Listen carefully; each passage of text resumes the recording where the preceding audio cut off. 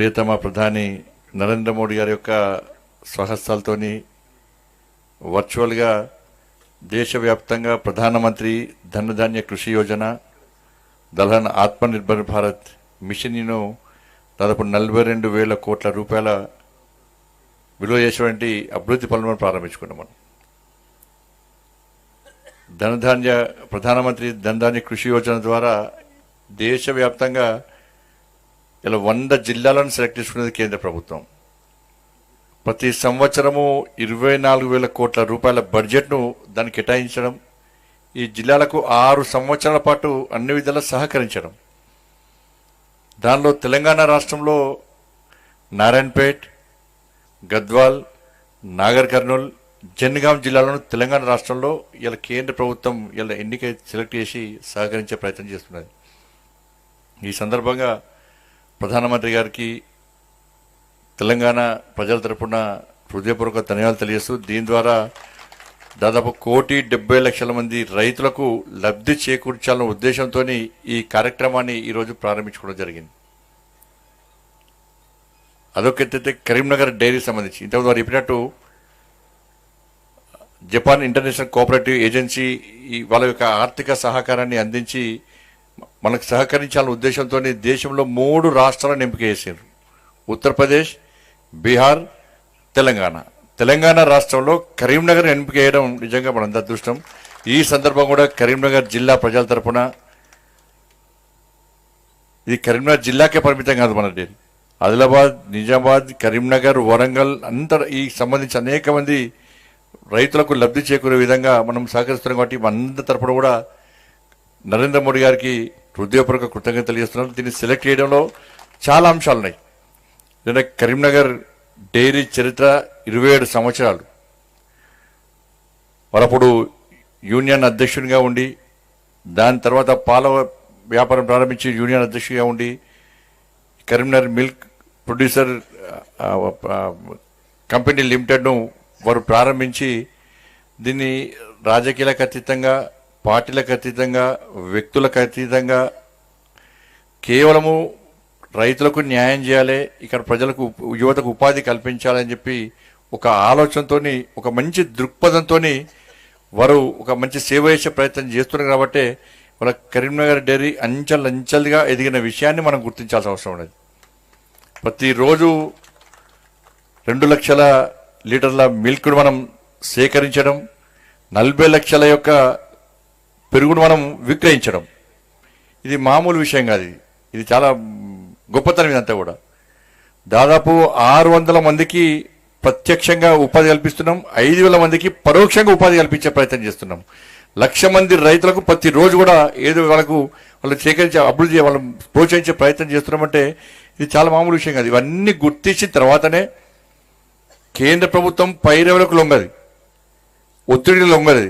వాస్తవాన్ని గుర్తించి మాత్రమే ఇలా ప్రోత్సహించే ప్రయత్నం చేయడం ద్వారానే వాళ్ళు నరేంద్ర మోడీ ప్రభుత్వం ఇలా ముందుకు వస్తున్నది. వాళ్ళ రైతును రాజు చేయడం కాదు, రైతును రారాజు చేయడం లక్ష్యంతో నరేంద్ర మోడీ ప్రభుత్వం పనిచేస్తున్నది. అందుకే ఇటువంటి సంస్థలను ప్రోత్సహించే ప్రయత్నం చేస్తున్నది. అందుకే 2021లోనే ఇలా నరేంద్ర మోడీ గారి ప్రభుత్వం ఇవాళ మిల్క్ ప్రాసెసింగ్ యూనిట్కు ఇలా అప్పుడు ఆర్థికంగా సహాయం చేసే ప్రయత్నం చేసింది. దాని ద్వారా 3 లక్షల లీటర్ల మిల్క్ ప్రాసెస్ యూనిట్ మనకు సహకరించాం. మనం ఈరోజు మళ్ళా దాదాపు 90,70,00,000 రూపాయలతోని, 90,70,00,000 రూపాయల యొక్క ఆర్థిక రుణంతో, సహాయంతో ఈరోజు 1,50,000 లీటర్ల యొక్క ఆటోమేటిక్ కర్డ్ ప్లాంట్ యూనిట్ను కూడా ఇలా సహకరించడానికి కేంద్ర ప్రభుత్వం సహకారం చేసిందంటే ఇవాళ ఈ సంస్థ పట్ల నరేంద్ర మోడీ గారికి, కేంద్ర ప్రభుత్వానికి అన్ని రకాల నివేదికలు ఉండి ఇలా రైతులను, యువతను, అన్ని రకాల ప్రజలను ప్రోత్సహిస్తున్న ఒక ఆలోచన ఉంది. కాబట్టే ఈరోజు కేంద్ర ప్రభుత్వం ఇలా కరీంనగర్ డైరీని ఈ విధంగా ఆదుకునే ప్రయత్నం చేస్తుంది, అన్ని విధాలా ప్రోత్సహించే ప్రయత్నం చేస్తున్నది. కాబట్టి ఇలా మొదటి నుంచి కూడా ఇలా రాజేశ్వరరావు గారు అంటే మాకు ప్రత్యేక అభిమానం. నేను కార్పొరేటర్గా ఉన్నప్పుడు కూడా ఈ డైరీ ఆస్తులను చాలామంది కబ్జా చేసే ప్రయత్నం చేస్తుంటే వేరే రకంగా ఒత్తిడి తీసుకొచ్చి ఏ పార్టీ అధికారం ఉంటే ఆ పార్టీ వాళ్ళు బెదిరించడం, దీని ఆస్తులను కాజేసే ప్రయత్నం చేస్తుంటే నేను అప్పుడు కార్పొరేటర్గా ఉన్నప్పుడు అనేక ఉద్యమాలు వారికి సపోర్ట్గా చేసిన విషయాన్ని గుర్తుంచుకుంటున్నాను, గుర్తు చేస్తున్నాం. మీ అందరు కూడా అరెస్ట్ లేనం, మా మీద కేసులు లేనాయి. ఎప్పటికైనా రాజేశ్వర గారికి అండగా ఉన్నాం మేము.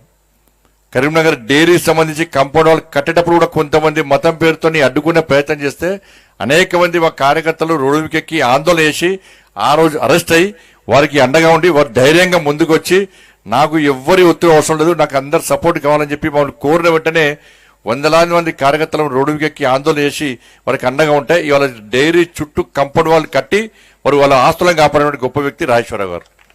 వాళ్ళ ఎల్లారెడ్డిపేటలో కూడా మన కంపెనీ సీజ్ చేసే ప్రయత్నం చేస్తే సీజ్ చేసిన తర్వాత జిల్లా గౌరవ కలెక్టర్తో మాట్లాడి సిరిసిల్ల అగ్రహారంలో సీజ్ చేస్తే కూడా వారు రాత్రి ఫోన్ చేస్తే నైట్ 12:30కి కలెక్టర్ గారితో మాట్లాడి లేదు సార్ ఈ రైతులకు సంబంధించినటువంటి సంస్థ, దీన్ని ఇబ్బంది పెట్టే ప్రయత్నం చేయదు, ఎవ్వరు ఏ రాజకీయ ఒత్తిడి వచ్చినా కూడా మీరు తలకొద్దు, వెంటనే తీసేయండి అని చెప్పి వెంటనే తాళాలు ఇప్పిమంటే వెంటనే గంట లోపల కలెక్టర్ గారితో మాట్లాడి తాళాలు ఇప్పించిన రోజు మనం చేస్తుంది. అదే మనవలేదు. ఎందుకంటే మీరు గెలిపించినటువంటి పార్లమెంట్ సభ్యునిగా మీ అందరికీ అందుబాటులో ఉండి మీ అందరికీ సేవ చేయడమే లక్ష్యంగా ఇలా ముందుకు వచ్చే ప్రయత్నం చేస్తాను. నాకు అహంకారం, గర్వము ఈ వేరే భాష రాదన్న నాకు. నేను ఏ స్థాయి అయినా కూడా అణిగి మణిగుంటా, చాలా కింది స్థాయిలో ఉండే ప్రయత్నం చేస్తా, అందరికీ అందుబాటులో ఉండే ప్రయత్నం చేస్తా. కాబట్టి ఇవాళ నరేంద్ర మోడీ గారి ప్రభుత్వం కూడా ఇవాళ అనేక రైతు సంస్కరణలు తీసుకొచ్చి ఏ విధంగా రైతులను ఆదుకుంటారో మనం ఆలోచించాల్సిన అవసరం ఉంది. ఇవాళ మొన్న చూస్తే మనం విజయదశమి మనకు బంపర్ ఆఫర్ నరేంద్ర మోడీ గారు ఇచ్చారు. వాళ్ళ రైతులకు సబ్సిడీ ఇచ్చారు.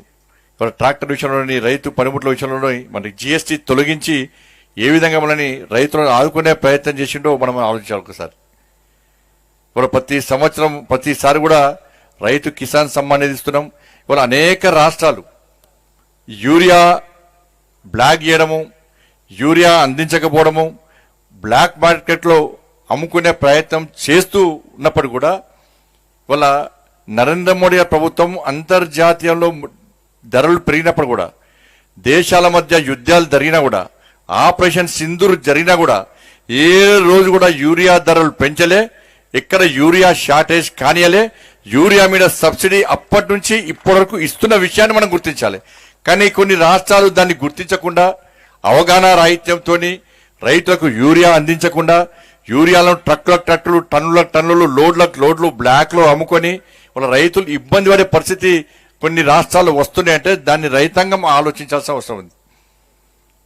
యూరియా షార్టేజ్ కానియలే, యూరియా సబ్సిడీ ఇస్తున్నాం. ఇవాళ పండించిన ప్రతి గింజ నరేంద్ర మోడీ గారి ప్రభుత్వం, కేంద్ర ప్రభుత్వం కొంటున్నది. కిసాన్ సమ్మాన్ నిధి ఇస్తున్నాం. ఇట్లా అనేక రకాల ఎంఎస్పి 2014 ముందు ఎంఎస్పి ఎంత, వాళ్ళు నరేంద్ర మోడీ గారి ప్రభుత్వం వచ్చినాక ఈ రోజు ఎంఎస్పి ఎంతనో ఒక్కసారి వచ్చింది. ఆ రోజే 2014లో నరేంద్ర మోడీ గారు చెప్పారు, నేను రైతుకు ఆదాయాన్ని రెట్టింపు చేస్తాన్నారు. 2014లో ఎంఎస్పి ఎంత 1350.